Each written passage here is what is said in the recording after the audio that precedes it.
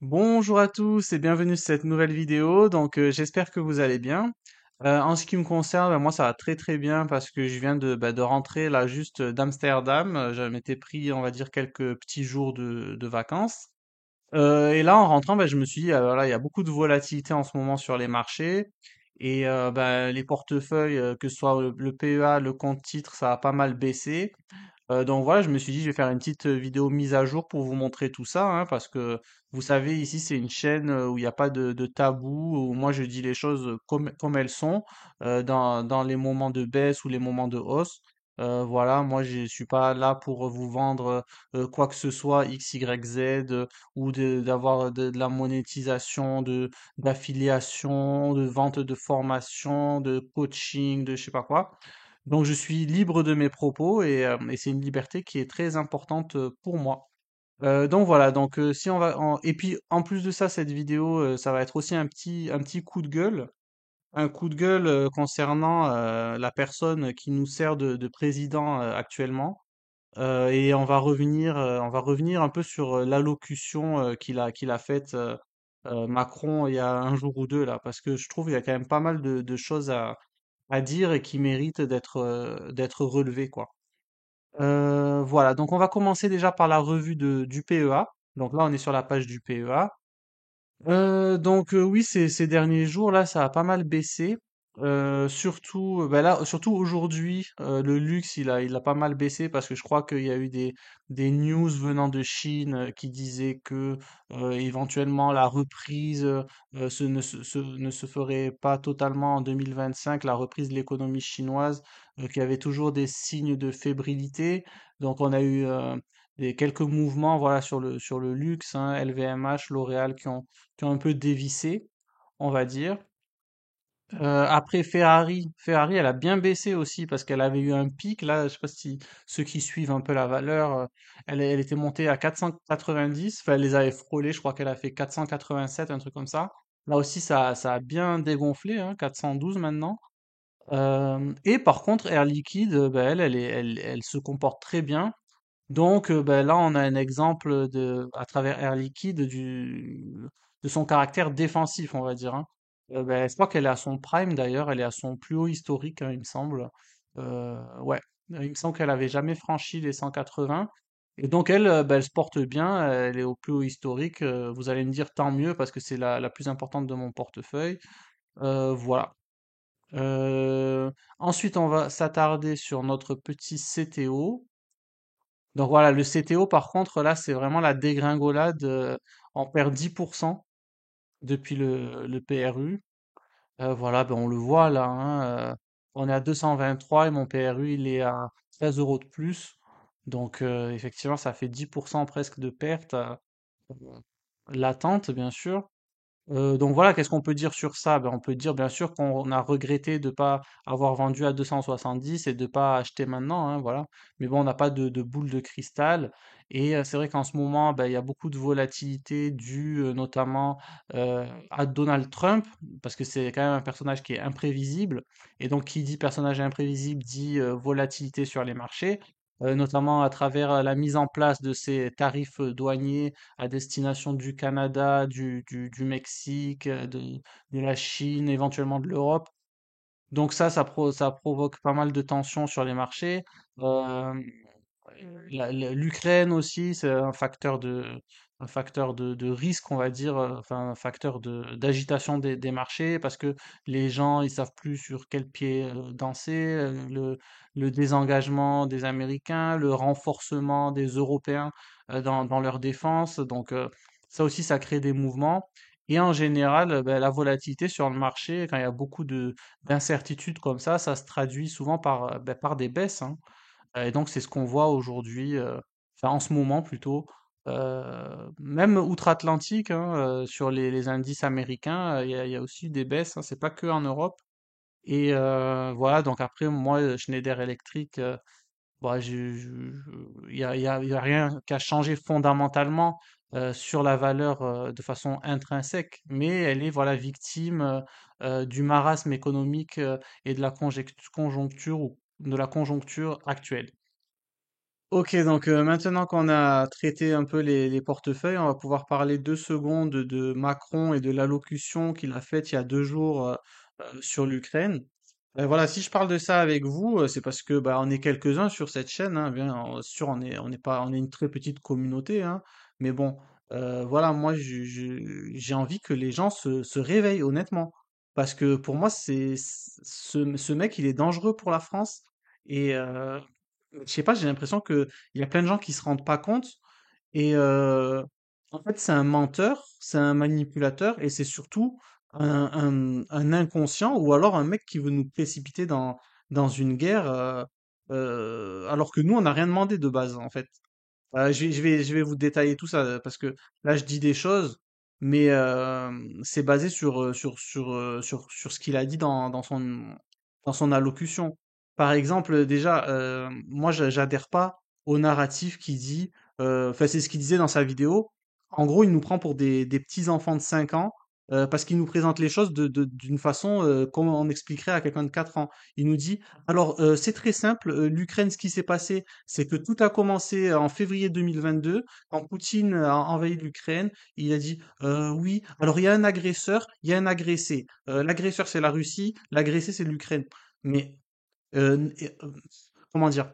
Il n'y a pas besoin de sortir de Saint-Cyr pour savoir que cette présentation-là, et c'est le narratif qui est repris bah, dans tous les médias qu'on connaît, pour savoir que de présenter les choses de cette façon, c'est au moins fallacieux, si ce n'est totalement faux. Parce que dans n'importe quel conflit géopolitique, c'est jamais aussi simple que oui, il y a un agresseur, il y a un agressé, ça a commencé en février 2022. Ce n'est pas possible. Après, qu'on soit d'accord avec un tel ou un autre tel, une présentation aussi simpliste des faits géopolitiques, ben pour moi, c'est déjà trompeur, en fait. Donc voilà, lui qui nous présente la situation comme ça, comme si on n'était pas capable de réfléchir plus. Alors oui, vous avez l'agresseur, vous avez l'agressé, et basta. Moi, je suis désolé, déjà, j'adhère pas avec ça. D'autant plus que c'est une vision des choses qui est fausse, parce que clairement, comme on entend la date de départ, février 2022, j'ai plus le jour exact de février où il a envahi, mais on entend toujours, oui, février 2022, c'est là où la Russie a commencé. Mais ça n'a jamais commencé à ce moment-là. Je suis désolé, mais il faut arrêter avec cette histoire. Si on cherche un point de départ, déjà il faut aller voir du côté de la rivalité qu'il y a entre les États-Unis, l'URSS puis la Russie depuis plusieurs décennies. Déjà par exemple, à la fin de la guerre froide, quand il est venu la question de la réunification de l'Allemagne, euh, ben, les Américains, pour que l'URSS accepte cette réunification, et c'était Gorbatchev à l'époque, ils lui ont dit l'OTAN qui est une puissance menée par les Américains et qui était vue comme euh, entre guillemets une menace par la Russie. Et les Américains, ils ont dit à la Russie, ben écoutez, l'OTAN ne s'étendra pas plus vers l'Est. Donc voilà.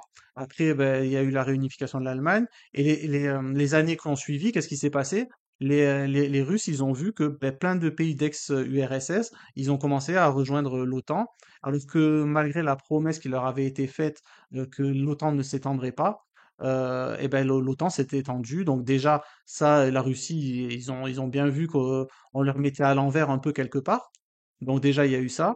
Ensuite, l'Ukraine pour parler à proprement parler de l'Ukraine, il faut savoir qu'il y avait en 2014, il y avait un gouvernement de Poroshenko, je crois qu'il s'appelait comme ça. Oui, je crois que c'était ça. Qui était pas contre la Russie, ils étaient en bonne intelligence avec la Russie. Et puis, un moment, il y a eu, ils devaient choisir un accord commercial, euh, soit un qui était proposé par l'UE, ou un autre qui était proposé par la Russie.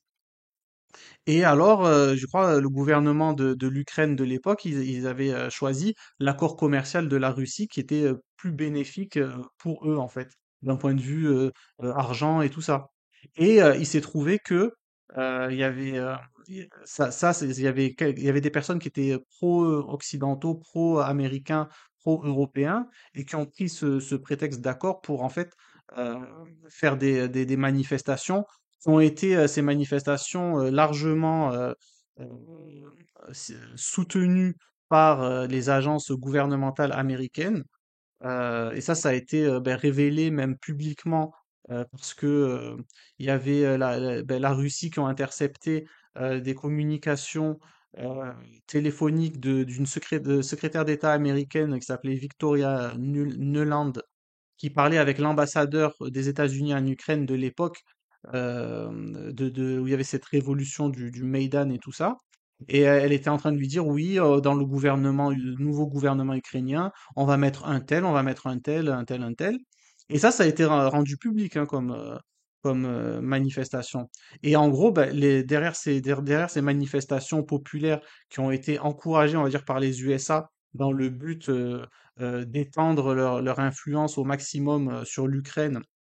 Donc voilà, les Russes, ils ont vu, si vous voulez, ces tractations dans le but d'étendre, de renverser le gouvernement ukrainien pour mettre un gouvernement pro-américain, pro-européen. Donc ils ont vu ça et ils ont compris que, parce qu'en fait, ils avaient aussi une base navale importante à Sébastopol en Crimée et ils ont compris que du coup, avec ces manipulations des États-Unis et tout ça, si l'Ukraine tombe dans le giron de l'OTAN et des pro-européens, ils risquaient de perdre leur base navale et c'est ça qui a aussi participé au fait d'envahir une partie de la Crimée où justement il y avait cette base navale.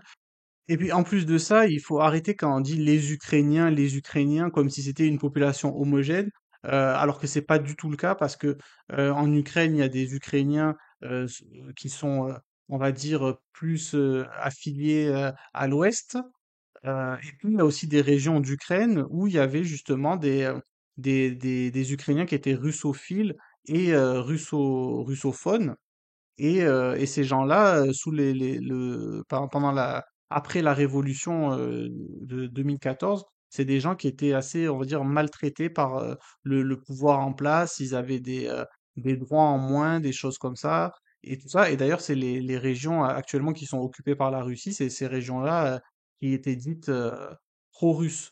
Mais ce que je veux dire, c'est que voilà, il y a eu plusieurs tentatives des USA pour essayer d'implanter, de faire basculer l'Ukraine dans sa sphère d'influence, si possible la faire rentrer dans l'OTAN. Et ça s'est déroulé sur plusieurs années. Et la Russie, elle a assisté, on va dire, à toutes ces tentatives de faire basculer l'Ukraine et tout ça. Et au bout d'un moment, eh ben forcément, ils ont dit stop. Et le stop, ça s'est matérialisé par cette intervention spéciale en Russie. Mais voilà, c'est des choses qui datent depuis des années. Et, euh, et après, on peut dire aussi que ben, voilà, l'Ukraine, c'est frontalier avec la Russie.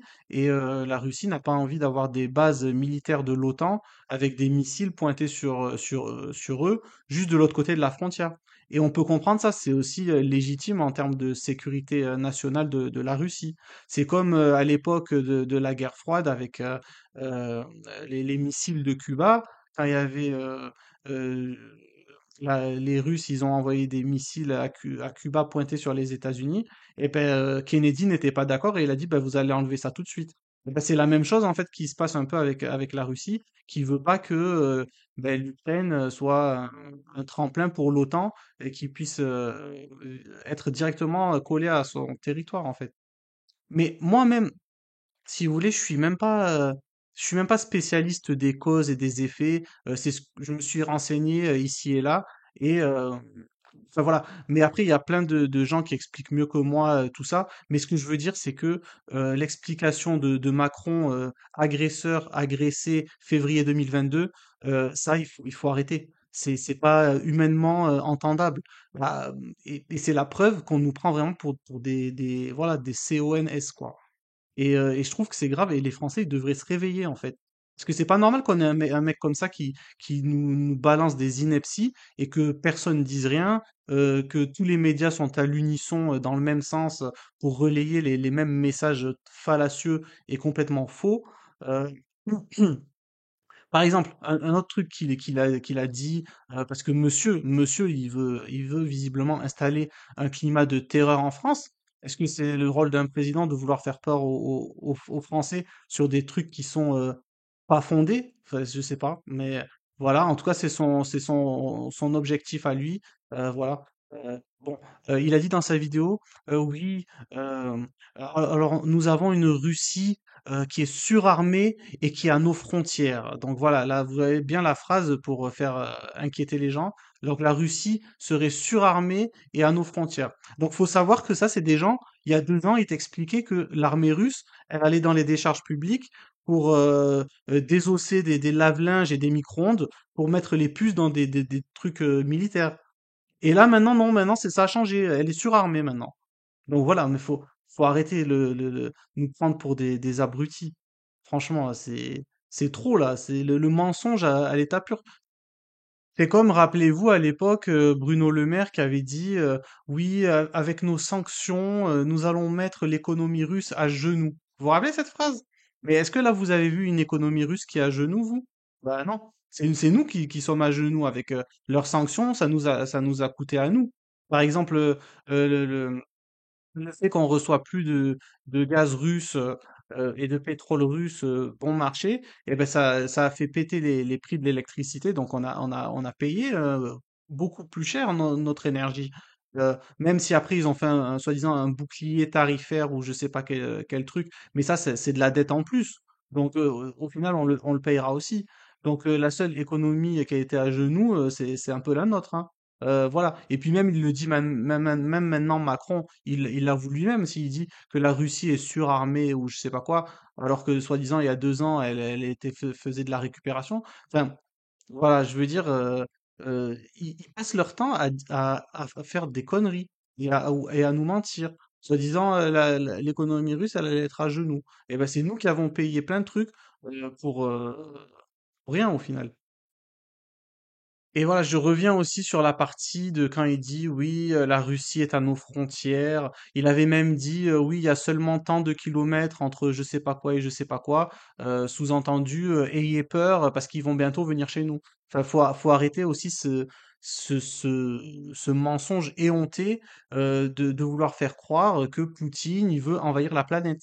C'est-à-dire que déjà, il avait dit, hein, il avait dit alors oui, là c'est l'Ukraine, mais il ne s'arrêtera pas là. Il y aura la Roumanie, après ce sera le tour de la Pologne.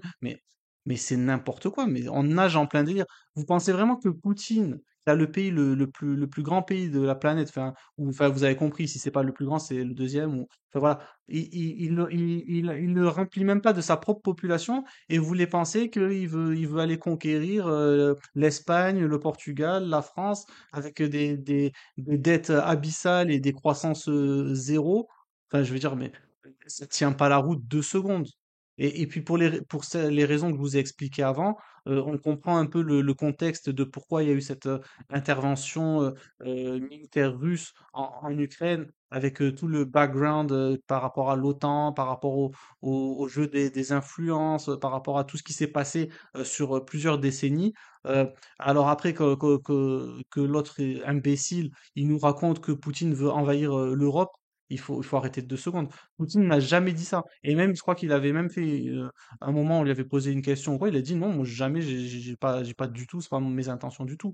Et le problème, c'est que nous, dans tous les médias qu'on a, grand public, ben, on n'entend qu'un son de cloche, en fait, hein. Ça, voilà, bien entendu. Et un autre truc que je me demande, c'est pourquoi en fait, en tant que population, en tant que citoyen, pourquoi on nous demande jamais notre avis?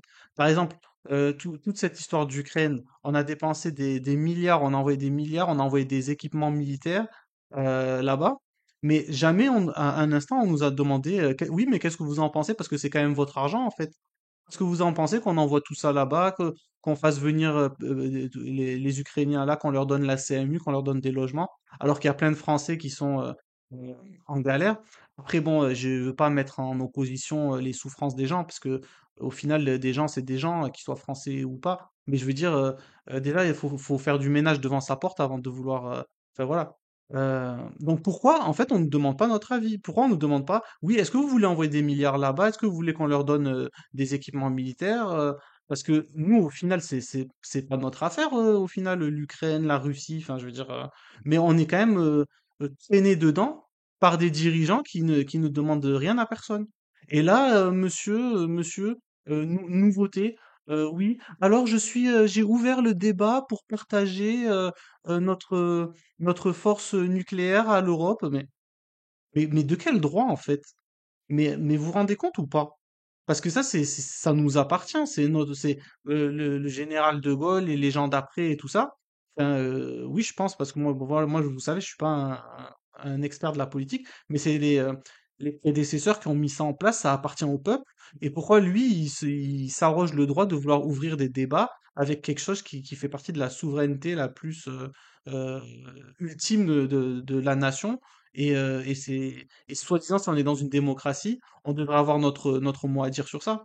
Il n'y a jamais, par exemple, des référendums pour savoir qu'est-ce que vous pensez de ça, qu'est-ce que vous pensez de pas ça.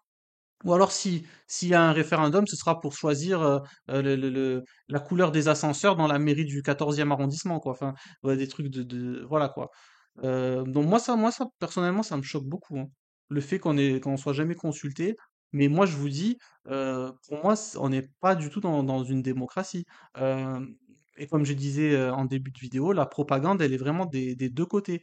Parce que on a des médias qui sont vraiment à sens unique, avec un seul son de cloche. Alors, vous avez c'est des gens, les médias qui mettent des mots dans la bouche de Poutine, de dire oui, je vais envahir la Roumanie, la Pologne, l'Espagne, le Portugal, et pourquoi pas l'Afrique aussi. Euh, mais Poutine n'a jamais dit ça. Et on n'entend jamais euh, l'autre partie, en fait. Parce que si on voulait avoir, si vous voulez, un débat, pouvoir réfléchir à partir comme normalement dans toute situation, où on a la version de l'un, la version de l'autre, et à ce moment-là, on se fait notre avis. Mais là, non, vraiment, c'est c'est des médias à sens unique. Voilà, ils ont un message, comme je vous ai dit, agresseur, agressé, février 2022, basta. Si vous cherchez plus, c'est que vous êtes complotiste, c'est que vous, vous êtes quelqu'un de méchant, c'est que, bah, on le voit hein, sur les plateaux télé, vous pouvez même pas de vous poser la question, à savoir, mais pourquoi Poutine il a envahi l'Ukraine? Ça, c'est une question, on peut pas la poser dans les médias, hein. C'est de suite, on vous regarde avec des gros yeux. euh, voilà, vous n'avez pas le droit de dire que peut-être qu'avant février 2022, il s'est passé des choses en fait. Et, euh, et d'un côté, c'est triste parce que je pense que la démocratie en Europe, ben, elle est vacillante, hein, si ce n'est en danger. Parce que quand on voit, par exemple, dernièrement, les élections présidentielles qu'il y a eu en Roumanie qui ont été annulées parce que sous prétexte que la personne qui est arrivée en tête, elle était pro-russe, bon, ça fait quand même poser des questions. Parce que faut savoir que ce, cette personne-là qui est accusée d'être pro-russe, c'est soi-disant parce qu'il y a eu des TikTok de ce mec ou de je sais pas quoi, une campagne sur TikTok qui visait à manipuler l'opinion de je ne sais quoi, mais c'est n'importe quoi. Et en fait, ce mec-là, si vous voulez, c'était un Trump roumain. En fait, lui, il n'était pas pro-russe ou quoi, il était pro-roumain en fait.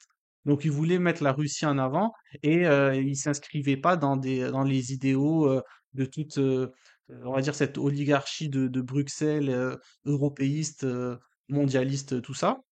Et donc, ben, en gros, ils ont dit, ah, mais non, non, ils ont pas, en gros, ce qui s'est passé, c'est qu'à Bruxelles, ils ont dit, ah, mais ils ont pas bien voté, donc vous allez annuler cette élection-là, hein. Et donc, c'est ce qui s'est passé. Ils ont annulé l'élection. Et là, ils sont en train de le mettre pas en garde à vue, là, mais de lui mettre des trucs sur le dos pour pas qu'il puisse se représenter. Euh, moi, j'ai un collègue qui est roumain. Il m'a dit, parce qu'il a sa famille là-bas et tout ça. Il m'a dit non, non, mais clairement, c'est une élection qui a été volée. Et il m'a dit bah, la même chose que je vous dis, c'était pas une question de pro-russe ou quoi, c'est un prétexte juste parce que voilà, il n'était pas aligné avec les personnes avec qui il faut être aligné. Donc voilà, mon petit coup de gueule, on va dire. Après, voilà, moi, c'est une chaîne, je vous parle de tout. Moi, j'ai pas de barrière ou quoi. Si on veut pas me, si ils veulent me striker, qu'ils me strike, mais je pense pas quand même, parce que j'ai pas dit des trucs de fou, hein. On a quand même le droit de penser encore, hein. Voilà. S'ils veulent démonétiser la publicité et qu'ils le fassent, je m'en fous. Moi, je vous ai très clairement dit à plusieurs reprises sur cette chaîne, je suis pas là pour l'argent. Moi, je gagne ma vie. Je vais pas vous proposer des pseudo-formations à la con parce que moi-même, je suis pas plus compétent que vous. Hein, voilà. D'ailleurs, on le voit, hein, mon portefeuille, il est pas, c'est pas la folie. Ouh, bah, ça va. Je suis en bénéfice, heureusement. Mais je suis pas un spécialiste. Donc ma chaîne, elle a pas pour but de faire de la thune. Et voilà. Donc s'il y a un message à retenir de cette vidéo, ce serait, bah, il faudrait que les Français ils se réveillent en fait, de voir que mais on a des individus qui sont dangereux au gouvernement, qui vraiment veulent nous précipiter vers une troisième guerre mondiale pour leurs idéaux européistes, mondialistes, fédéralistes, whatever. Mais vraiment, franchement, parlez-en autour de vous, heu, que les gens se rendent compte qu'en fait, il faut arrêter BFM, il faut arrêter LCI, il faut arrêter, TF1, RMC, tous ces trucs-là, vous recevez pas de la vraie information, vous recevez un espèce de truc filtré, polarisé, pas du tout impartial, heu, voilà. Bah voilà, donc juste soyez conscient de ça. J'espère que vous l'êtes déjà. Je pense que vous l'êtes, hein, beaucoup, parce que il y a beaucoup de Français qui sont pas stupides, heureusement. Et ben voilà, n'hésitez pas à parler à vos proches, mais il faut que ce Macron, il dégage de notre pays, qu'on ait vraiment un dirigeant qui ait à cœur de servir les intérêts vrais, les intérêts vrais de la population et pas les intérêts d'une oligarchie de Bruxelles où c'est des technocrates avec des idéaux de merde qui n'ont même pas été élus par personne euh, et voilà. En... Voilà, c'est tout ce que j'ai à dire. Voilà. Bon, ben, vous pouvez laisser votre avis, il n'y a pas de souci. Prenez soin de vous et à très vite. Ciao, ciao.